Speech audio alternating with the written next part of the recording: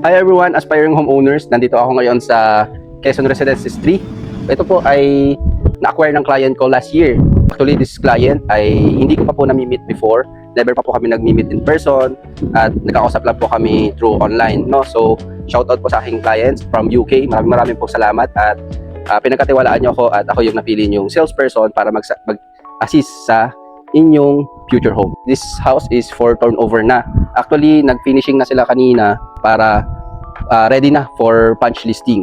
And pag okay na yung punch listing, wala nang nakitang for retouch or bibigay na po yung susi, no? So ngayon, pinuntahan lang natin siya para i-check. Ito ay duplex. Kaya makikita nyo dalawang magkadikit. Pero hindi siya kagaya ng townhouses na magkakadikit. So yun, nagustuhan to ng client ko kasi mura pa lang. And yun nga mga aspiring homeowners, if you are looking house and lot sa halagang 2.5M, bangan nyo po yun. Magkakaroon tayo ng phase 2 inventory ng ating San Roque Heights. So this is Quezon Residences. Yung isa naman na project nila is San Roque Heights. So mas una pa po dito, no? So maganda to for investment din ni ma'am kaya siya kumuha ng property dito. Yan. Yan. So duplex siya. Tapos nakuha to ng client ko last year nasa 2.2M lang, no? Then maganda yon, meron siyang kasariling parking lot. Sa parking lot, makikita nyo po dito may space pa. This model is DXE 2.1. Yung 3 bedrooms po natin, tapos may 2 toilet and bath na. So we have space here. Yan, may gripo na siya dito for our laundry area or service area, no? So yun, hanggang dito pa. Tapos maganda nito mga aspiring homeowners, meron pa siyang storage. Tapos tingnan nyo, may din siya, naka-cement na yung kanyang parking lot, finished cement na. So maganda siya. Depende na lang sa inyo kung gusto nyo palagyan ng tiles. So, napili rin ni ma'am pure white kasi dito may 4 colors na kayong pagpipilian. So pure white lang yung napili ni ma'am. Yan, pasukin natin. Yan. Sabi kanina may bagong pintura pa lang. After na nilang mapinturahan, lilinisin na ng kanilang tagalinis.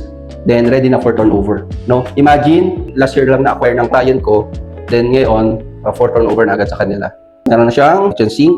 Tapos dito, meron pa silang open space dito. Yan. Pwede siyang outside kitchen, no? Ito naman open siya for ventilation din. Since hindi kalakihan yung kanyang living area, pwede kayo ditong maglagay ng lutuan, no? Or then pa-close niyo na lang yung taas. Yan. Tapos dito, toilet niya, hindi lang po natin mapapasok kasi nakalock po.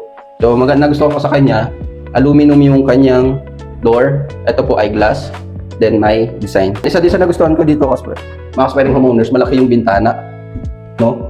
Pasok na pasok yung natural light. We have space pa rito. So ito maganda space na to. Pwede pa kayo dito maglagay ng working table, study area, no? Then bintana. Tapos magusto ko rin sa kanya, mga bintana natin may mga screen na. Kasi yung ibang hawak ko na property sa mga ganitong presyuhan, wala pang kasamang mga screen. Tulad nung sa kinuha namin bahay sa kabilang project, na kami kasi wala pang screen. So ikaw pa talaga magpapalagay. Yan. Tapos ito naman, yan yung toilet niya. Yan, ganun yung kanyang design. Glass po yan, tapos aluminum. Then complete na. Tapos maganda sa kanya mga aspiring homeowners. Full tiles na yung kanyang wall. And maganda din rin yung design. Sa mga kwarto, since 3 bedroom, ito yung kanyang isang bedroom. Ito, maliit to. Kasya po dito ay single bed. Yan, para sa either kung small family kayo, pwede nyo siyang gawing wardrobe, damitan, or office room nyo, playroom, or doon sa bunso nyong anak. Kasi hindi siya ganun kalakihan. Pero kasya dito yung single bed, tapos makapaglagay pa kayo ng tables and chairs. No? Single bed, tapos tables and chairs, makapaglagay pa kayo, then cabinet. Yan, ito naman yung isa. Yung second common room niya, mas malaki naman to compare sa kabila. Yan. So, pwede kayo mag-double deck kasi mataas naman yung kanyang ceiling. Dito naman yung kanyang master's bedroom. Yan. Dito sa master's bedroom, kasya po ang queen size bed. Yan. So, may makikita pa kayong ganun kasi nagpipintura pa po sila. Once matapos na to, lilinisin, then ready na for punch listing. Maganda naman dito mga aspiring homeowners. Pwede magpa-modify pa ng bahay. Kung gusto nyo mag-expand, pwede pa siya. Sa 2.5M, sulit na kayo dito sa presyo nito. Actually, this is 2.2 that time. Wala pa lang kaming presyo nung sa San Roque Heights, pero nasa ganung price range lang din siya. I think mga 2.5 or below 2.5 pa din, no?